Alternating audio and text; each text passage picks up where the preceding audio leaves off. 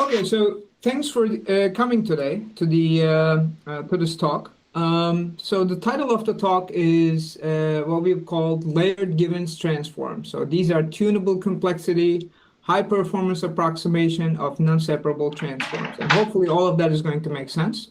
So this is joint work with Bohan and Yana. Yana is with the Pixel Camera team and with Arash. And I think we last spotted us in Tencent or so, and he does attend the AV2 meetings, the codec workgroup meetings, I should say.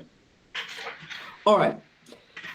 So this talk is about doing linear transforms fast. Linear transforms are also matrix multiplications are linear transforms, so you can also generalize it to matrix multiplications and whatnot.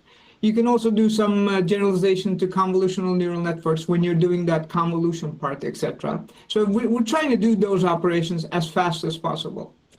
So I'll do a transform and computational complexity recap. I'll provide the motivation for layered givens transforms, and then talk about the design, optimization, and show you some results. I'll then conclude the talk. Now, the goals of this talk are, first of all, just sort of, I think, LGTs are, this is, in my opinion, interesting work. So LGTs are fast transforms that are better than known fast transforms. Known fast transforms are DCT, FFT, so on and so forth. They have been around forever. We use them all the time. They're very important. So I think LGTs are non-trivial generalizations of fast transforms. Now, this is, as I said, to the best of our knowledge, the first work that non-trivially generalizes known fast transforms. And our structure, basically, the transform designs are very similar to these fast transforms. I'll show them in a little bit. And another important goal of this talk is, if there are hardware individuals around, talk a little bit about the hardware implications of permutations. We have tried some tests with software. Permutations are needed for these transforms. We've done some tests with software. And even for fairly large input vectors, like 1024 or so, the permutations are fairly negligible. But I think we need to talk more on that with hardware individuals. All right, so let me just go back and talk and give some background. So we're trying to design, let's say, block transforms for compression. And let's go with the example of 8x8. The talk is actually sort of general. You can do arbitrary block sizes, rectangular, etc. It doesn't matter. And in fact, you can do non-block. So you can do these odd shapes, etc. I think the stuff that I'm going to describe is actually you just take an input vector, you transform that vector into an output vector. So it will work with practically anything. But let's look at these basis function diagrams. So on the left is the discrete cosine transform. This is, again, very well utilized transform all over, and we're still utilizing it, I think, in the codec, in our codec and elsewhere. So look at those basis functions. So I have the, let's see, I have my mouse. So this is the DC basis function. This is the first AC, so it rolls to the right like that, and then sort of adds more and more frequencies into the cosine, and this is basically the highest frequency looking, sort of going toward the horizontal direction, vertical direction, so on and so forth. So they look like this. They're basically very frequential and have some nice properties for that. Now, in the case of compression of piecewise smooth signals like images, it turns out that DCTs are not super duper optimal transforms to use everywhere, especially around edges. You want to sort of use different transforms.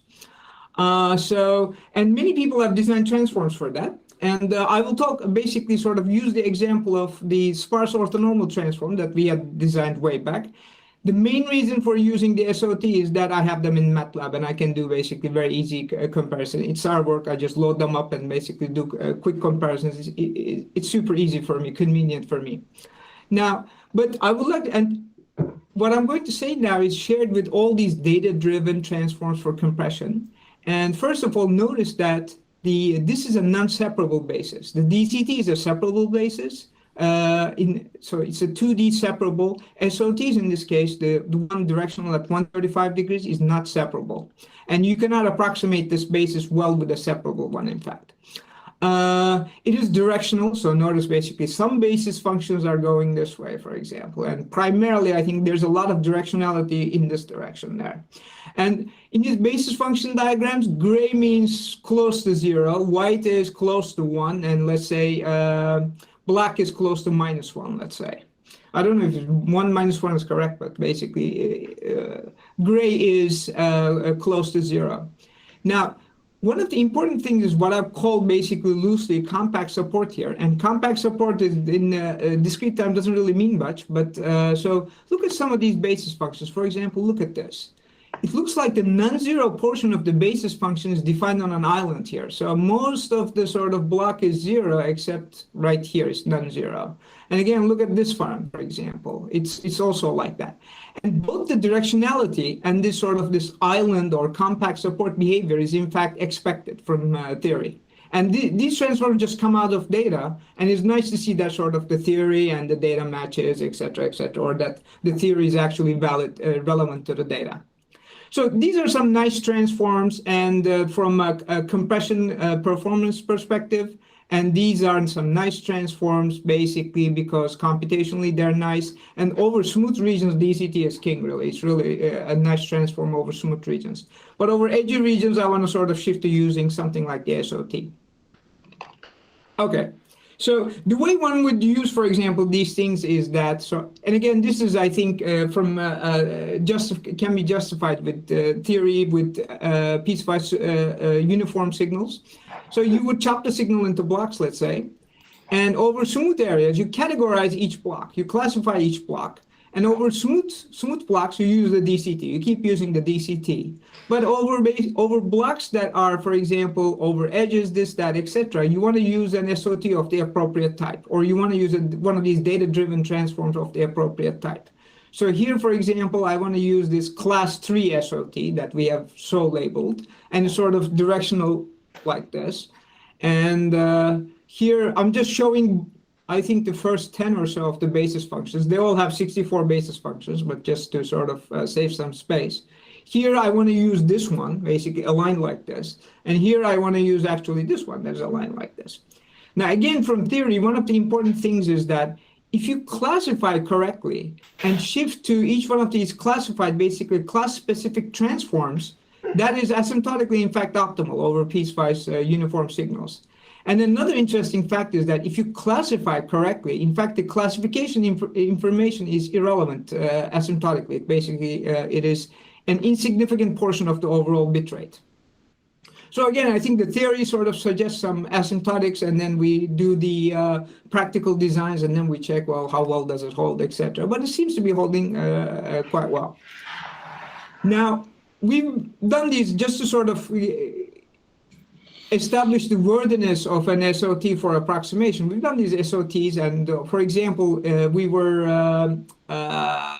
going for the codec after HEVC. So in the VVC competition, in preparation for the VVC competition, we had implemented SOTs within HEVC software, and we were getting like 5% better than the DCT, DST, etc. Across all block sizes.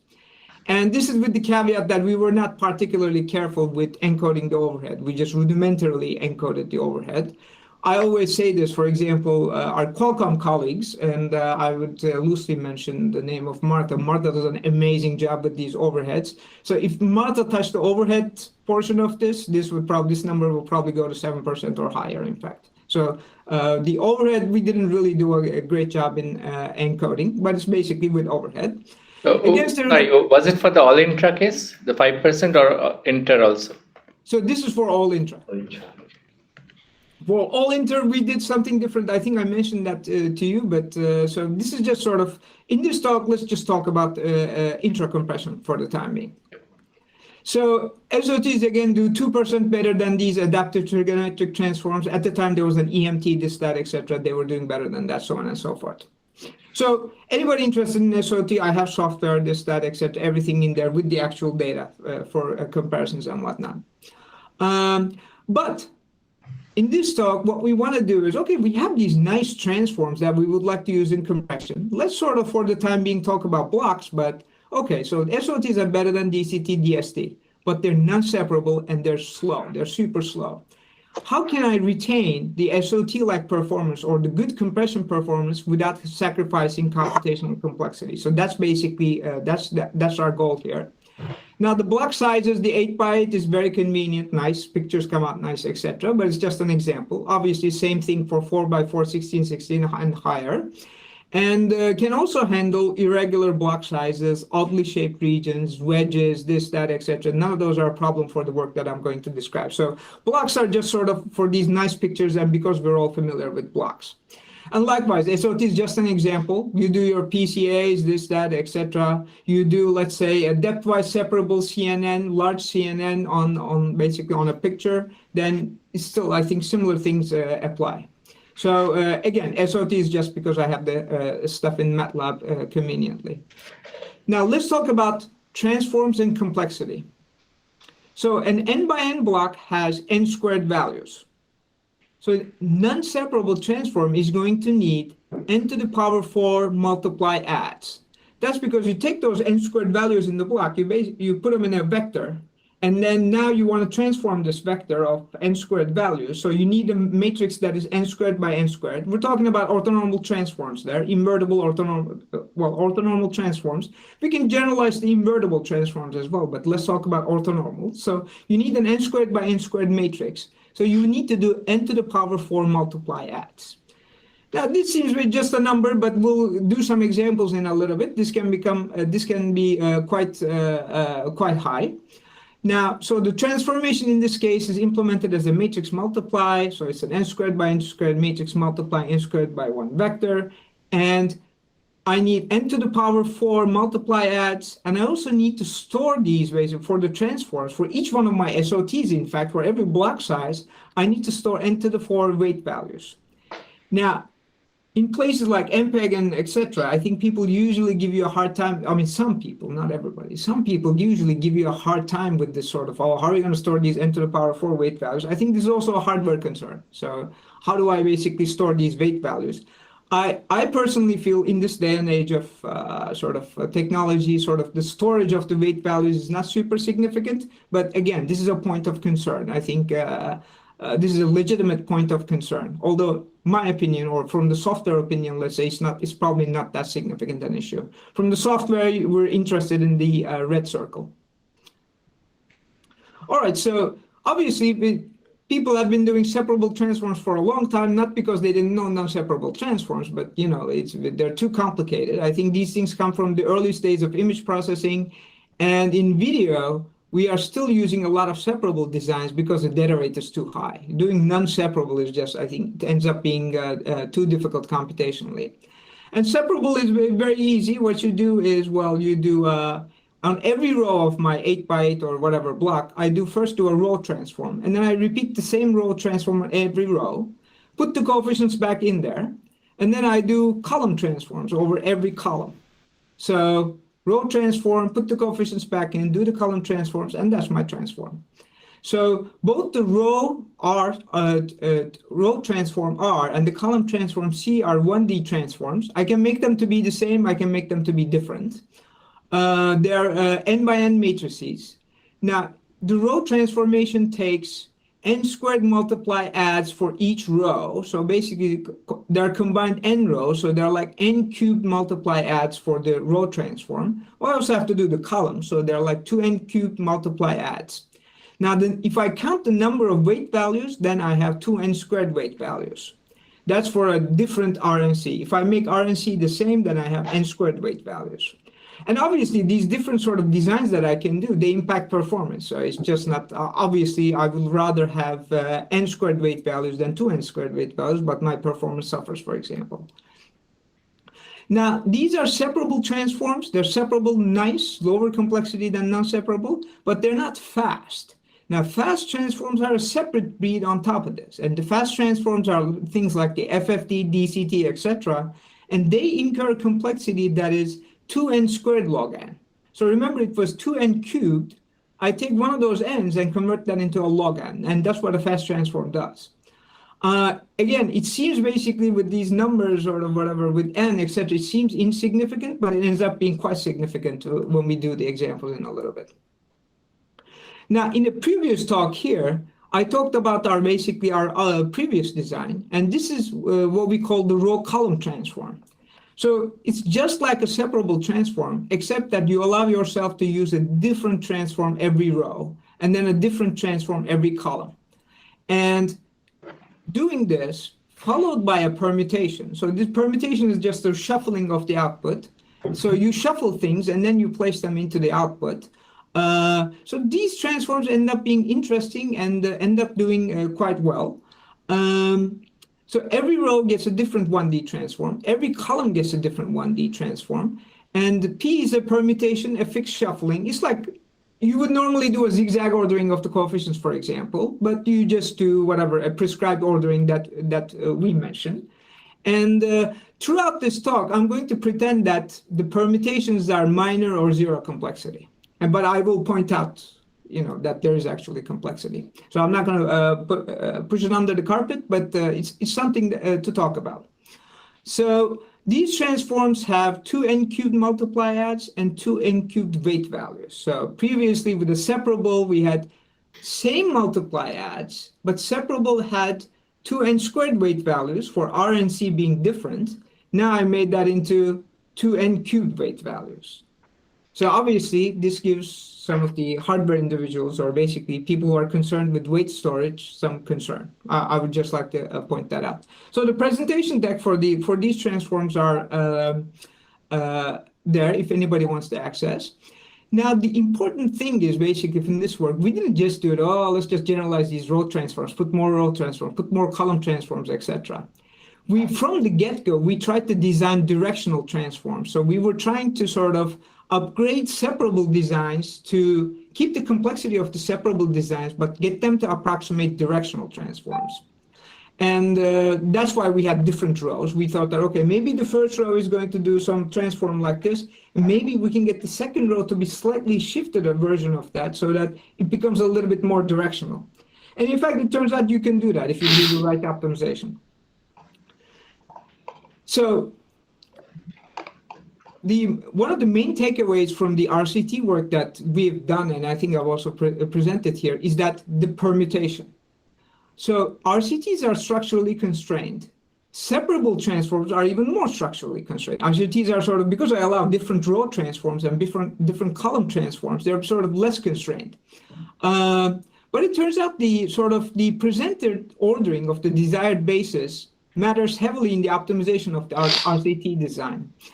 And if one does not jointly optimize that permutation and the basis kernels, if one does not do the joint optimization, one suffers. So let me show you an example of that. Now this is an SOT at 135 degrees, so it basically has these nice directional structures. I just do this RCT, fix the permutation to identity, and I just do an RCT approximation of this. Look at the approximation, it's terrible. So it doesn't none of them look like the one on the left. So here, this is supposed to be an approximation of this. This is approximated by this, and they're all sort of quite bad because I sort of neglected the permutation. Now, but if I put in the permutation and jointly optimize the permutation, I get something that's sort of much better looking compared to this. So if I do a separable approximation, so I'm calling the approximations that do not take into account the permutation naive approximation. So if I do a naive RCT, I'm getting 0.71 dB. And if I do a naive separable approximation, I get a -1 dB. It's really bad. So with a proper RCT, my numbers jump up to 4 dB or so. These things around 4 dB start being usable. Okay, so but this is with the optimization of the permutation. Now, let's look at an example. So here I have some block sizes, 4x4, 8x32, etc. And here, this is the complexity of the non-separable transform. This is the computational complexity of it. So for a 4x4, it goes from 256. If I use a separable design, I get 128 multiplier. So that's like a 50% reduction. RCT, same as separable. Now, if I were able to sort of use a separable fast transform, Suddenly I'm using 64 multiply adds. Now, that's pretty good. So it's basically 25% of the original non-separable. For 8 by 8, the numbers are 4,000, 1,000, and look at the separable fast. That's pretty good. This is like 8% of the original. So from that log n factor sort of really starts helping out, for example, in reducing further from the separable. And let's look at 32 by 32. Non-separable does 1,000,000 multiply adds. All right, with a separable, I'm using 6% of that complexity. And with a separable fast one, I'm using 1% of that complexity. So if separable fast will do the job, I'm obviously using the separable fast. It's, I think, substantially better. But usually what ends up happening is that if you call the compression performance of the separable fast a baseline 0, usually when you go to separable, you sort of improve a little bit. You go to an RCT, you improve. And but the king of the hill is still the non-separable one. So in this talk, I'm going to propose these layered Gibbons transforms where the complexity is actually tunable. So the more complexity I want, I dial that knob, and then I get better and better toward non-separable, and sort of my compression performance improves.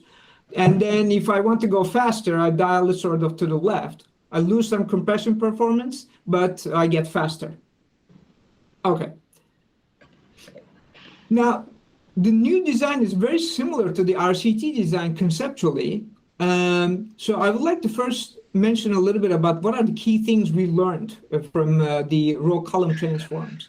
So first of all, we use that permutation, which we optimize using the Hungarian method. We were, I think, the first to notice the optimize the role of the permutations in this context. And that ends up being super important. Now, if one is unaware of the need for the permutation, the results are not stellar, as I've shown you. It's not that at that point we didn't optimize the kernels well. We can actually optimize the kernels globally in some settings, and they're still terrible. So it's not that we couldn't optimize before. You just need that permutation in the optimization. So with proper optimization, RCTs can perform quite well in approximating directional features, edges, etc., in images. But the question lingers, can we do even better? And I think one of the key things in RCT is that with the Hungarian method, we started getting comfortable with optimizing these permutations. So we started looking at things. We're not afraid of looking at things through permutations now, because we think permutation, okay, we can optimize that. So because we got a handle on optimizing permutations, let's just sort of look at things in terms of permutations for a little bit. So look at the RCT data flow. Here I have the block and then row, row, row, column, column, column, and different column and row kernels, etc. And then I do the permutation. So I do 1D n-tap transforms to data over rows. And then I do a second set of 1D n-tap transforms over columns. I then permute the result, and then I get what I want. So, all right, so let me write it as such.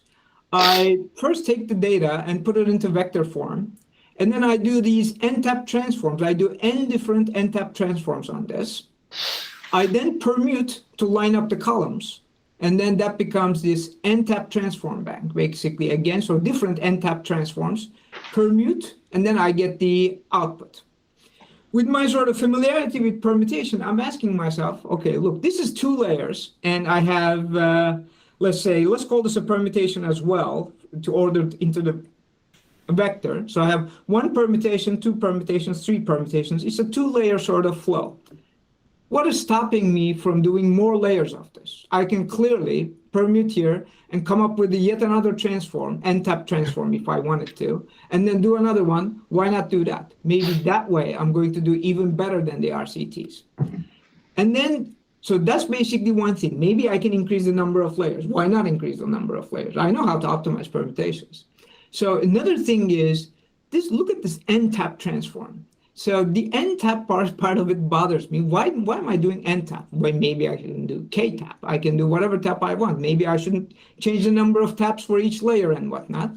And I think having a DSV background is sort of the most natural thing to immediately try was a 2-tap transform. Hey, there's an n-tap transform. I wonder if I can do a 2-tap transform there. And the 2-tap orthonormal transform is a Gibbons rotation, so it's a butterfly. So this is what the layered Gibbons transforms are. So rather than using 2 layers, as in the RCT case, I want to use M layers. And I would like to sort of, I'll decide what M is later. And rather than doing n-tap transforms, I would like to use 2-tap transforms. And these are basically, in signal processing, these are called butterflies, but they're Gibbons rotations. And M controls the computational complexity of the transform. So I have my vector, I have my block arranged into a vector. I do a permutation on it, butterflies. Do another permutation, butterflies. Do another permutation, butterflies. Do another permutation, I got the output. So this is basically 1, 2, 3, 3-layer transform. So compared to this, I think, again, sort of in spirit, it's similar, but I've considerably simplified and sort of, now I'm really looking at those sort of things in terms of these permutations. So it would be interesting if a structure like this would work. So let's look at layered Gibbons transforms versus fast transforms. So the top one is this layered Gibbons transforms, what we call the layered Gibbons transforms, and the bottom one is a fast transform. Hey, look, these are very similar. So I have this vector, and then I do sort of first layer of butterflies on it, and then I do a second layer of butterflies. So this is, I think, a figure that I just copied from Wikipedia. This is, I think, if you look at some DSP, etc. textbook, you're going to see basically DCT, FFT, you're going to see very similar butterfly diagrams like this. Now here I'm doing the butterfly, for example, in the second layer, I'm doing the butterfly from here to here. But that just means that I actually put in a permutation here. I could have kept all of my butterflies sort of aligned with 2s, and I could have just done a permutation here, and it would have generated the same result, in fact. So this can be put into the LGT framework with M equals 3. And the thing is, when you put it into LGT framework, all the permutations would be fixed. So with some fixed permutations, I know that layered Gibbons transforms can become a DCT, for example. If I made it, I can sort of choose these permutations in the above diagram to make it the same as a DCT. I need to sort of adjust my butterflies as well, but with the right permutations and the right butterflies, I can make them DCTs. Okay. That's not really exciting, though. But I think the similarity is sort of, I think, right there. So we're sort of taking this flow and we're generalizing it with some sort of rather arbitrary permutation, so to speak. So the thing with the fast transforms is that each one of them is basically has the same fast transform diagram, except that the butterflies are different. So the butterflies, you just sort of cosine theta, sine theta, minus sine theta, cosine theta. You just keep changing change the thetas a little bit, call it a different fast transform. Change the thetas, call it a different fast transform. So, okay, so we can do that, but that just gives me minor adaptability. You look at the generated basis functions if you do that, and they're going to look a little bit different from DCT. Okay, you're going to shift from DCT to something like more like a DST or something else. But they're all going to look sort of similar. Or you can do things like HAR, and then it's going to look a little bit different from a HAR. So in order to see, we're after these directional sort of stuff. We want to adapt the permutations and the butterfly parameters to a target matrix or transform. So I want to put in the SOT in, and I would like to get an LGT out. And then I'm going to adjust my layer slider so that I can start doing those SOTs really fast. And hopefully my compression performance will be similar to an SOT. Now, with the permutations, if I pose this problem to some sort of arbitrary group, optimizing the permutations is difficult. It's a combinatorial problem. You're going to just optimize permutations. It's a problem. Now, what we do with LGT is that we actually use some graph theory methods to jointly optimize the butterflies and the permutations. And as I said, jointly optimize the butterflies and the permutations. And that's the important part of it. So here is that layered Gibbons transforms again. And because each layer looks kind of similar, so we first decoupled that into layers and basically individual matrices. And so I first take my input, multiply it with the matrix that is the first layer, multiply it with the matrix that is the second layer, so on and so forth. And then I do that last permutation, I get my coefficients. I'll write these up in detail in a little bit. And each layer is orthonormal. Permutations are orthonormal. And so what I have is an orthonormal transformation. And I can write coefficients in this form, and I can get the coefficients back from, I can get the data back from the coefficients using this form. So what do they look like?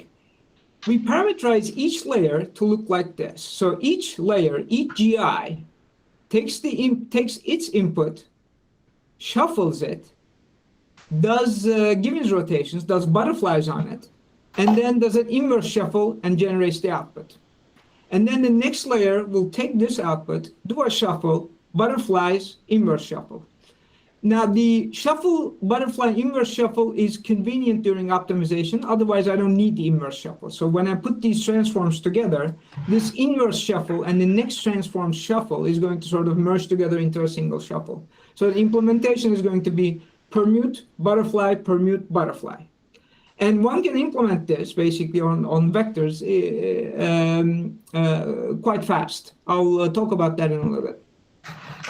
So what does the matrix look like? Okay, so the GIs are like PI, the permute, transform, and sort of the butterfly transform, and then inverse permute. Inverse permute is just a transform of the original permute. And each one of these transform matrices, they're kind of like this. They're like basically block diagonal, and they're cos theta, sine theta, minus sine theta, cos theta. Of course, I need to pick what these thetas are. So for each and every butterfly, I'm going to optimize the theta. So here's the optimization. I'll go through the optimization part fast because the optimization part is also, I think, the most difficult and sort of harder to convey part of it. And the reason for that is the graph theory part. So this is let's go through the easy part of the optimization. Let's say H is my target matrix, SOT, PCA, convolution kernel, whatever it is. And I would like to approximate that with an LGT. And the LGT I put inside this G matrix. So I can write this Frobenius norm. I'm doing a two-norm minimization here to guide my approximation. I can also do things like weighted two norms, this, that, etc. I will not get into those things, but I can generalize on this somewhat. So K here is n squared. So because the transforms are orthonormal, H transpose H is identity. So that's trace of identity is just basically number of ones in identity. So K is equal to n squared, so that's K. Well, my LGT is also orthonormal, so this is also identity. So I have 2K minus this term. So what I'm trying to do is, in effect, in my approximation, I want to maximize this trace. And in terms of the last permutation and each one of my LGT layers. And we basically tried to tackle this by doing alternating maximizations. Doing all of them jointly optimally is difficult. But we basically figured out how to do each one optimally. So what we do is I first optimize P0 given the other terms, and then optimize G1, so on and so forth. Now, let's talk about this. So this is what I want to maximize. And P0 is that last permutation. In the RCT problem, we already solved this. Basically, we say, okay, this is actually what is called an assignment problem in optimization. And so this is the same problem as, okay, I have a bunch of salespeople. One of them is close to Boston, and the other one is close to Chicago, and this and that. I want to send them to all these towns, and it's going to cost me money, sort of, from wherever they are to their target town. So I try to allocate the salespeople to minimize the cost of, let's say, the travel or cost of money it's going to cost me to get to their target towns. So that's called the assignment problem. And the Hungarian method is known to solve that assignment problem globally optimally. So given these other terms, I know how to pick the best possible P0. And that's through the Hungarian method. And here's a reference for the Hungarian method there. And I can do that in polynomial time, by the way. Now, for the GIs, things get much more complicated. So here is my optimization term. I collected all of the terms left of GI into this LI term, and to the right of GI into this EI term. So this trace ended up becoming something like this. So I have this LI, GI, and EI. I'm keeping everything except the GI a constant here now. So now I have this permute, transform, inverse permute. Now, can I really optimize this?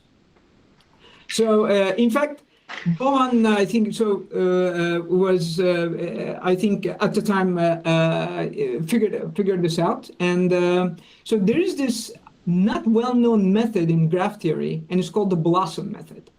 So what it does is it solves what is called the graph matching, maximal graph matching problem. So the original name of that problem is maximal graph matching. So what we want to do here is, looking at this term, we want to select pairs of rows from EI, because I'm doing butterflies. I'm going to select pairs of rows from EI. I'm going to rotate them and match to collocated pairs of rows from LI, and choose the best pairs and best rotation angles jointly to maximize the trace. Just reading this, I already have a headache now, and I'm basically part of the team who has done this work. So this is, I think, not a very straightforward thing to do, is what I would like to convey. So we figured this out, and Bohan went in and sort of picked out this Blossom method, I think, and we did that rather quickly. I think Bohan can vouch for it. I think it took us, took him like a week or so to figure this out. So we converted this problem into a maximal graph matching problem. And so the maximal graph matching problem, it turns out, can be solved using the Blossom algorithm. Now, Hungarian method, if you want to learn the Hungarian method, there are tutorials on YouTube and whatnot. Most of them are rubbish, but there are a few good ones. But again, it's a non-trivial method, but it's possible to absorb it if you really sort of sit down and think about it. Now, Blossom algorithm is even harder, so you really have to think about it. So this is, again, I'm talking about individuals who are well-trained in these areas, not for lay people. Even for individuals who are well-trained in the areas, you have to sit down and sort of in peace and sort of delve into it and understand the method. So I will not say more about it, but I'll tell you what the algorithm we're using looks like. So we initialize G with some numbers, and then we have this greedy descent method that updates each layer one at a time. Each update is better than the last iteration. So keep everything constant, update this term. Keep everything constant, update the next term. Keep everything constant. So do this until convergence. So you get to some local minimum by doing that. So you do that greedy descent, you're somewhere in the optimization space. Who knows where you are? Is it good? Is it bad? Who knows? Now, we're basically also knowledgeable about this annealing techniques in optimization. So what they do is do something like this. Now, we first generate this. So in the entire parameterization that we have, we're in some high dimensional space. So let's call that basically a point in a high dimensional space. What we would do is we would generate a random neighbor. So we randomly set half of our parameters to identity. Okay, we were in this point in high dimensional space, and now there's a neighbor point right here. We then apply the gradient descent on that neighbor. We had already applied gradient descent on this original point. We applied gradient descent on that neighbor, so that's all locally a good space now. This is also locally good, but who knows, basically one of them is better than the other. So normally you would jump to the better option, but annealing suggests that, well, you sort of do it based on temperature and with some probability based on the difference in their performance, jump to one or the other. And this is basically, you can look up simulated annealing. It's part of simulated annealing. And the probability of jump is dependent on the temperature. You start with a high temperature where you sort of jump probability is high, even if the other point is not as good. And as you reduce the temperature, you only jump when the other point is better. So this gives you some capacity to hill climb in your optimization, so to speak. Okay, so now let me talk about some important points. So first of all, the permutations. Now, LGTs use permutations to obtain high performance. Now I have really simplified my transform kernels. My transform kernels are not trivial, basically. They're like 2x2s. Most of the work is done by those permutations. I'm going to show you the basis functions, and those basis functions, sort of arranging the data to generate those basis functions, is not possible with some separable design and whatnot. So most of the work that gets done by those permutations. So because of that, LGTs have these really different data flows, because basically you have the data, permute, do the transforms, permute to butterflies, etc. So again, DCTs, etc., can be written as LGTs, but in general, LGT data flows are going to be very different, because you write the DCT or the Hadamard, etc., as an LGT, those permutations are going to be these nice uniform thingies. And with an LGT, they're going to be all over the place, the permutations. But them being all over the place is the reason why they're better. That's, I think, the point that I would like to convey. So we use optimization with powerful graph theory-based results to get to these permutations. Now, in algebra, in linear algebra, it is well known that a general k by k orthonormal matrix can be written using k times k minus 1 over 2 Givens rotations. So you can take this arbitrary orthonormal matrix and you can write it in terms of Givens rotations. You have to decide which rotations, etc., what the angles of the rotations, but you can do so. So when k is equal to 64, so for example, you're looking at an 8 by 8 block, you would need 2016 Givens rotations to get to that SOT, so to speak. So you take that 8 by 8 SOT, write it using the well-known linear algebra result, you're going to need 2016 Givens rotations. Now, the LGT designs, obviously, we want far fewer Givens rotations. We've done all this graph theory, etc. business, so we obviously want substantially less. So, for example, for k equals 64, we can do something like 384 Givens rotations, I will show, and get really good performance. But so if you know about this result, do not confuse this result with with what a layered Givens transform is. Sort of, it's basically using substantially fewer rotations, and that's the point. But thanks to this result, we also know that, well, if you allow me to increase those layers more and more and more and more, well, eventually I'm going to get to the actual transform. Eventually, I'm going to approximate the transform to zero approximation error. And I know that through this result.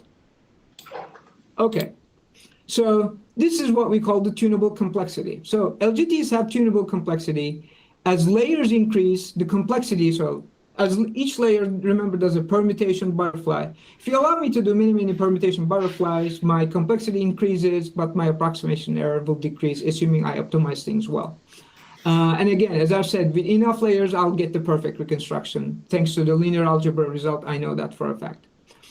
Now, LGTs, I think this is a good point, and I think we try to hammer this point home. A finer set of complexity performance trade-offs beyond what was available before, let's say. So previously, I had this fast, and then I had separable, and well, I had fast separable, separable, and non-separable. And then, okay, so I put RCTs in there, so that also gave me better performance at the same complexity, but I really didn't have this slider that allowed me to sort of go through different complexity possibilities. So here, for example, this is some idealized drawing. So here is the number of LGT layers. And as I go to the right, the complexity increases. And here is my approximation performance, let's say in terms of dB approximating my target matrix. And we expect curves like this. So it increases, increases, increases, and beyond a certain point, it starts saturating. And at some point, at some number of layers, I'm going to hit the maximum possible. I'm going to get zero error. Now, fast transforms are like this. So fast transforms, again, you buy into my argument here is that permutations are not really all that important in software. So you're doing a DCT, then your performance is going to be here. Now, what we do is, if you say, okay, DCT is 3 layers, why don't you do your LGT optimization of these 3 layers? Okay, I'm going to take this DCT sort of, and I'm going to make it better. It's not going to look like a DCT. Basis functions are going to look very different, etc. But right about the same complexity, I'm going to increase the compression performance, so to speak. And I will keep the complexity the same with the caveat that I'll be doing some permutations, different permutations than what a DCT does. So we've also done fixed point designs. And so basically we integrated all of this thing. In fact, I created this really nice design tool and software, etc., which my colleagues then used in MPEG. We've done fixed point designs. And I think the key point I would like to convey is that with 32-bit fixed point arithmetic, even with 32 by 32 blocks, basically there were no issues. And Bohan there will be my second witness to this in terms of not only are the permutations not taking that much time in software, but also fixed point arithmetic, etc., is not a problem, and we've implemented all of it. All right, so let's talk about complexity and sort of show you some results. So for n by n blocks, remember, fast transforms are 2n squared log n. And remember, for 32 by 30, it was like 1% or something. So this log n starts mattering. Separable is 2n cubed. This is separable with 2 different kernels. And the non-separable is n to the 4. Separable complexity, RCTs, remember, have separable complexity. Complexity-wise, they are the same. They're row column transforms. Now, LGT with M layers has M times n squared over 2 complexity times a fixed constant, and that fixed constant is related to how fast can you do that butterfly. Now, there are some, interestingly, people have worked on fast implementations of butterflies even, so we dug up some literature on that. And with a fast implementation of the butterfly, the LGT complexity becomes mn squared. So this FLGT is a fast implemented LGT, where fast is the implementing the butterfly fast now. It's mn squared. And so we're going to compare LGTs with different M's to separable complexity. And I think so the fast butterfly work is like this fast plane rotations, etc. And I think, right, so there's basically this other work here as well. And I think one of the key issues is basically how fast you do those. You calculate those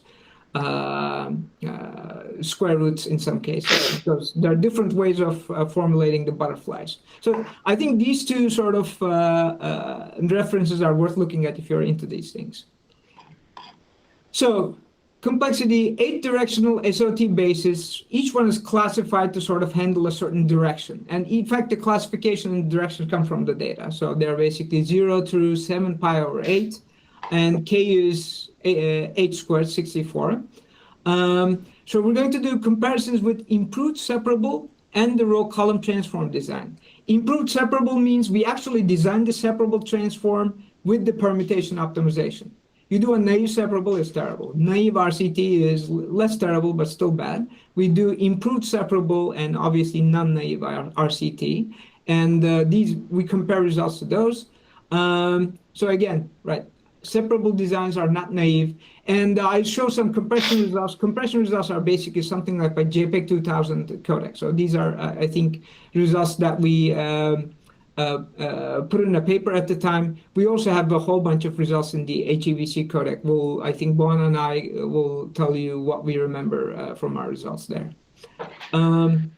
So here's, first of all, I think from an approximation perspective, you're sort of wondering which basis how well are you approximating each basis? So here I have different bases that I'm approximating, the different SOTs. So this is the one that is primarily aligned with the vertical. So all of the basis functions have this sort of looking up flavor. This is the horizontal one. And these in-between ones are the tricky ones, actually. These are sort of 45-degree one, and this is these are the in-between ones. But even the horizontal and the vertical, remember, have those islands. Islands are trouble for separable design. So basically, approximating those islands is difficult. And those island-based basis functions are actually important. Both the theory says, and it comes out of data as well. So look at the non-naive improved separable design. And it seems to be doing a little bit better on the horizontal and the vertical, but it's all around, it's under 2 dB. And if you did the naive approximation, you're going to be getting -1 dB. So here's what the RCT design does. RCT designs do very well on the horizontal and the vertical. And these in-between directions, they do okay. They get some of the flavor. And as I've said, basically, they're sort of close to 4 dB. I think 4 dB, at the time, we were thinking basically barely workable. Now, with the LGTs, suddenly we're on much better curves. So the top one here is LGT with 12 layers. And then we have LGT with 11 layers, 10 layers, 9 layers, etc. And I think the LGT with 11 layers is 70% of separable complexity.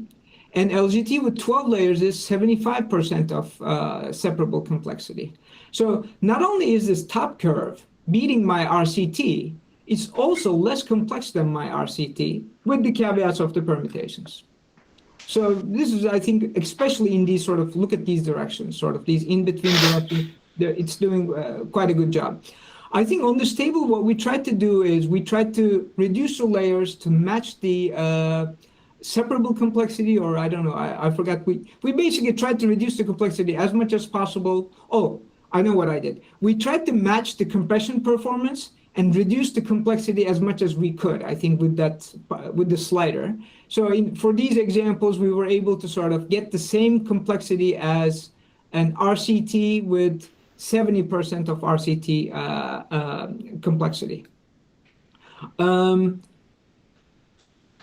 Right. Okay. So let's look at some of these basis functions. And I think these are sort of the basis functions. I know nobody wants to look at basis functions pictures, but these tell the story, really. So here's my SOT here. And notice basically how directional this is. If you do that, okay, depth-wise separable, whatever, convolution layer, etc., you look at those convolution kernels, they're going to look basically things like this. And with stuff like this, with stuff like an LGT, you don't have to do these 3x3s. You can do 5x5s. You can do 7x7s. It becomes important. Nobody does them because it's complex. But I think if you do them, if you can do them fast, then I think you can sort of get pictures like this and do better. So let's look at this basis function, for example.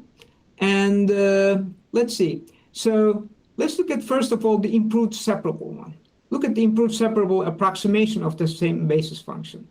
Is it directional? Not really, but you can see that it's trying to put stuff there. Let's look at this one, sort of. Oh, this one, the island one, for example, one of the island ones. Look at here, and this is not an island, really. It tried to cut off here, but basically it's really not an island. When you go from the separable to an RCT, now the corner is again a problem. This is basically not the easiest approximation for the RCT. RCT does, again, well on the horizontal and vertical because it can handle the islands, but these directions start testing the RCT. The island one, it's doing a bit better, basically. Island one seems to be okay. Now, let's look at the LGTs.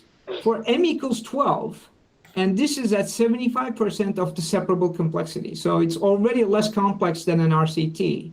I think in this one, it is hard to spot differences from the original with an m equals 12. And look at here, it's no problem. So look at here, it's no problem. And we're doing these dumb butterflies, remember. Basically, we're doing butterflies.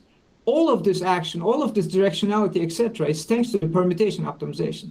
Without the permutation, this is going to be basically something like a DCT, that is going to look nothing like the original basis. So optimizing the permutations allowed us to get here. So it's kind of magical effect. You're sort of changing the where the data is, etc. And if you can do that intelligently, you end up doing quite well. So LGT with m equals 12. So I got rid of one layer, and my approximation is now, I think it dropped by a dB or so. Now I'm at 70% separable complexity. This is still quite good. So it still basically looks nice and sort of, now I think you can start seeing some differences. Islands are there and whatnot, but if you look hard, you'll be able to see the differences on this one. And finally, we went down to m equals 9, and again, sort of, it looks mostly okay. But I think you start suffering now. So for example, this island is in fact, has grown a little bit here, so on and so forth. But basically, the thing is you're still approximating the, what you wanted to approximate at quite a bit higher dB than, for example, an RCT, and decisively higher dB than an improved separable one. And by the way, so for example, the improved separable one in this case would be something like, doing a separable PCA or something. Basically, things like that would be in this category here. So if you're doing some separable PCA, separable this, that, etc., you're going to be very close to this ballpark. And so for doing something like this, you will not be doing that well. So some quick conclusions. I think I already went through these things, but I think the magic is again through permutations. Optimization through graph theory, complexity is tunable. I can actually vary the number of layers, so on and so forth. Give me a DCT, same complexity, I will make it better. Now, for permutations, we obviously never tried hardware, but I think I have spoken to hardware individuals, and it's very easy to do in software. And I think software case, I verified up to 32 by 32. That was the largest transform size we were trying for the VVC competition at the time. And permutations were basically negligible of the overall complexity. You just time it and it's negligible complexity. And but in hardware, basically, I am told that there are basically single cycle multiplexers, so you can do that entire permutation just like that. provided you're willing to build in that a cycle multiplexer.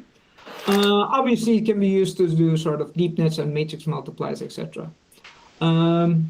So there are m k over 2 Givens rotations. So each Givens rotations, you have to sort of store an angle.